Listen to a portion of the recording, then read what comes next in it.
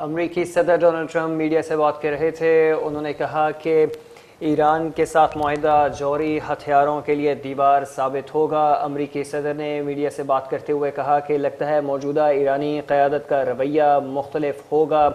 اس سے قبل امریکی صدر نے بات کرتے ہوئے کہا کہ ہم آبنائے ہرمز کھول رہے ہیں، ڈیل نہ کرتے تو آبنائے ہرمز نہ کھلتی۔ انہوں نے کہا کہ ڈیل ہو گئی، اب تیل کی قیمتیں کم ہو رہی ہیں، ڈیل نہ ہوتی تو ہماری ہفتوں مہینوں چلتی رہتی۔ جبکہ آبنائے ہرمز کے حوالے سے بات کرتے ہوئے انہوں نے کہا آبنائے ہرمز بند رہتی تو 1929 کی طرح عالمی اقتصاد بازاری ہوتی، جبکہ معاہدے کے بعد امید ہے ایران ایٹمی ہتھیار نہیں بنائے گا۔ امریکی صدر نے کہا ایرانی قیادت اب سمجھداری کا مظاہرہ کر رہی ہے، ایران کی بحریہ، فضائیہ اور ان کی قیادت ختم ہو چکی ہے۔ امریکی صدر نے کہا لگتا ہے موجودہ ایرانی قیادت کا رویہ مختلف ہوگا، جبکہ دنیا کو معاشی تباہی سے بچانے کے لیے معاہدہ کیا ہے۔ انہوں نے کہا میں نہیں چاہتا دنیا میں معاشی تباہی آئے۔